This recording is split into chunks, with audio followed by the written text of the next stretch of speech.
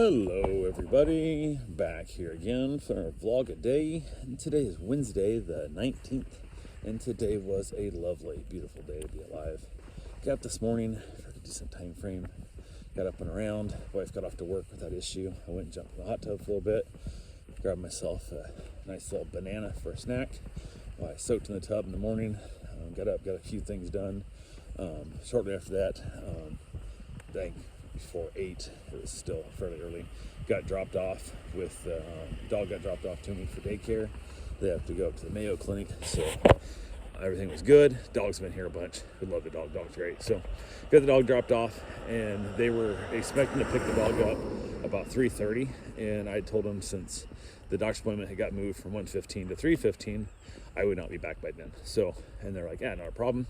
They went ahead and texted me their address, and I said, when you get on the doctor, let me know, and that. But then also, worst case scenario, on the way home, I'll just swing by and drop the dog off to you, and it'll all be good to go. And they said that'd be perfect. So went ahead, chilled out for the day, kind of got a few things done, nothing too major. Hanging around the dog, letting her out there. We had some rain hit.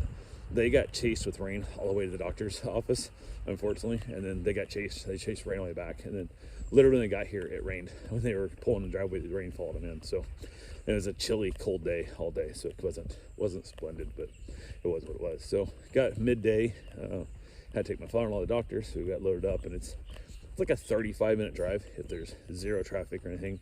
So I always leave like an hour early. It gives me 25 minutes for traffic and to get him in and out of the car, in the doctor's office, and all that kind of stuff. So we left at like 2:15, which worked out fine. The dog loves car rides, so she happily went in the car with me. And even earlier in the day, it started raining, and there's that spot underneath one of my big pine trees that she loves to lay. It's a dirt patch that the dogs are always killing the grass there. Can't get grass to grow. So she was laying in the dirt, and I thought it was going to turn to mud, but it didn't rain hard enough to even get through the tree. So she came over after the rain stopped. She came over and saw me. I was petting her, and she wasn't even wet because the tree was so dense. It was kind of funny. So I got a little chuckle on that. But we jumped in the car, headed up, chilled out there. The doctor's office didn't go anywhere.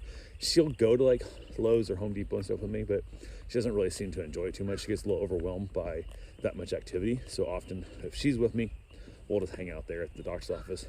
I do carry a lawn chair. I heard advice. He said, as you get to be an older man, you learn one of the things you should do is carry a lawn chair with you at all times, because you never know when a good sitting opportunity will arise. And I took that to heart. Like I'm almost certain when I first heard that, I got up, went and put a lawn chair in the trunk of my car. So I was like, yeah, why not? Like, always want a lawn chair around. So, and I had 2 extras in there left over from the trip because didn't know what kind of chair my wife would want to use. And the one of them she likes a lot is getting a little bit raggedy.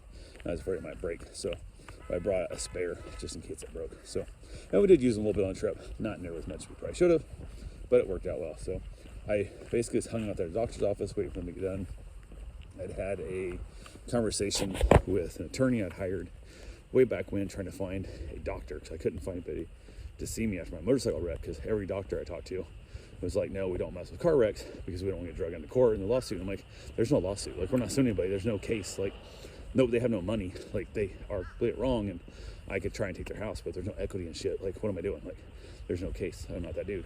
I'm not litigious. So he was actually really busy that whole week during my case, like 4 or 5 years ago, when it would have been, way back when, that he had farmed it off to one of the other guys in his office, and that guy had dropped the ball and just straight up lied to me, like gave me bad advice and stuff and all kind of thing. And I had basically fired them like 3 days after I hired him. And then I ended up not believing. He told me there's no case. I'm like, I think there's insurance. Like, I think my insurance should pay this. Like, I should have an uninsured motorist and stuff on my other vehicles. So I should be able to recover something from my insurance company. So I reached out to another lawyer.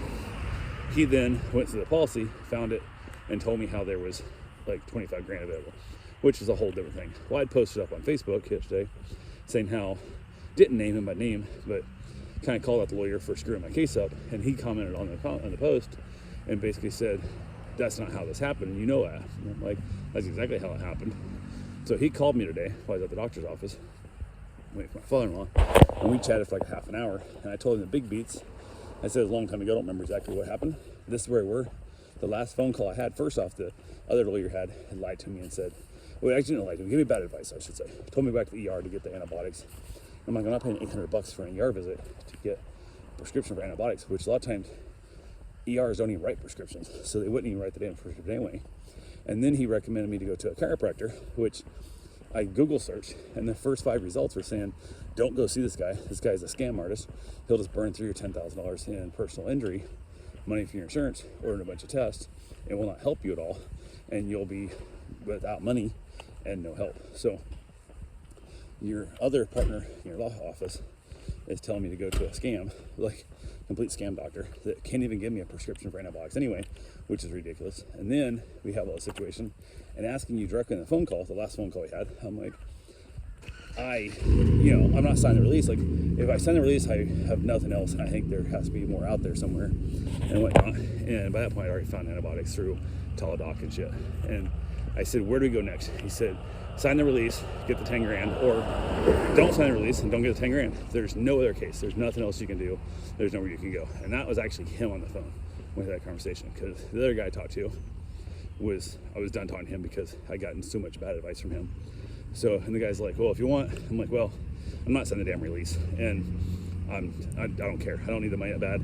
There's got to be something else here. So I let it go, and he agreed to release the $10,000 check to me without fees. And I'm like, cool, you didn't do nothing except your law office partner gave me really shitty advice like multiple times. Why would you get a third of my 10 grand that the insurance company literally sent you the check? Because I told them you're my lawyer. Wasn't looking to sue the insurance company. I was looking for a doctor advice because you guys sent me to a chiropractor. So we had a nice long conversation about it, and he claims that he told me about the I'm like, show me the email, show me the text message, show me something where you told me this. Why would I have told you to go pound sand if I thought there was money still out there through State Farm? Why would I have done that? And he goes, oh no, it must have been miscommunication. I said, you fucking think? Like, it clearly was a miscommunication. So we talked it out, and I told him if he gets over here to, hit me up, we'd have a cigar, we'd sit down, we'd hang it out. And we are at similar events. We go to events often for like podcasts and stuff and different local events. And I don't think I recognize him that much. He knows who I am, apparently, because I must have left an impression on him with the fact that my story comes up often on the radio about how his office dropped the ball, and then the other lawyer got me 25 grand. So must come up often. So he said next time at the event, I said, spot me, come over, say hi to me, we'll hug it out, we'll figure it out and go from there. But your office screwed me. And my thing is the fact, I'm at a point in my life where that money doesn't affect my life that much, but it could have been a way different thing for a lot of people that we know.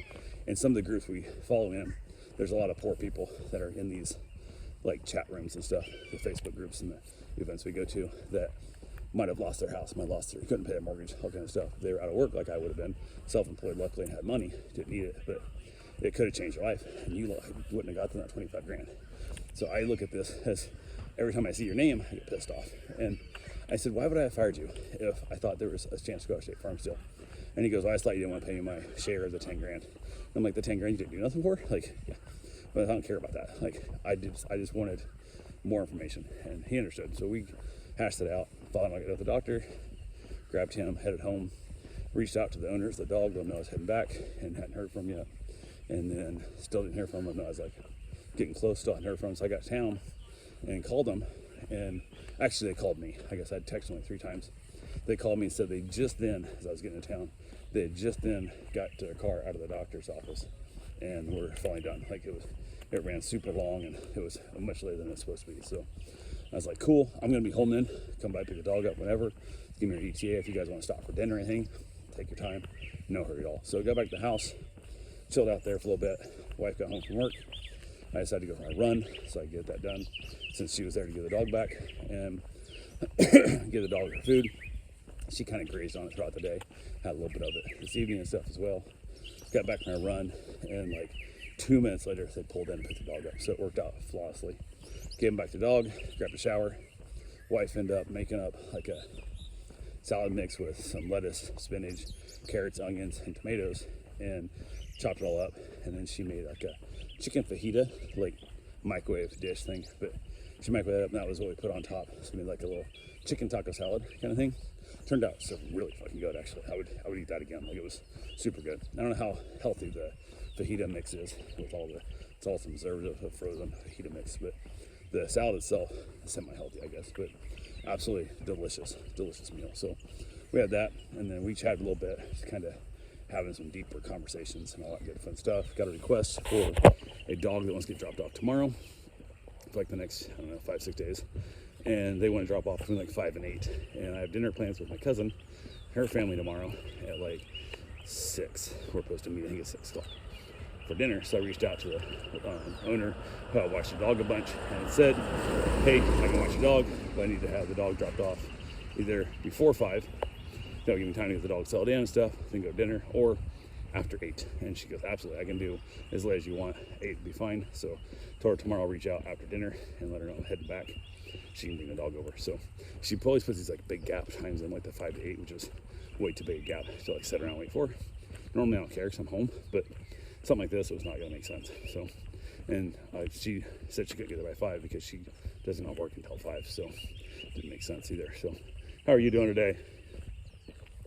So I went ahead and I'm like, I want to ask, if you don't even get off work till 5, you gotta go home with your dog and get back. It's 6 is the earliest you could get here. Why would you put 5 down as a time drop off? It makes no sense, but it is what it is. So went ahead and booked that, got that figured out. So after tomorrow, after dinner, I'll have a dog getting dropped off. And then depending on if I want to go hang out with them Friday or not, because they're going to be up in St. Augustine, I believe, then I might run up to St. Augustine and see them and hang out with them again for a while for the day. And worst thing, the dog's good at the house. Bring a dog.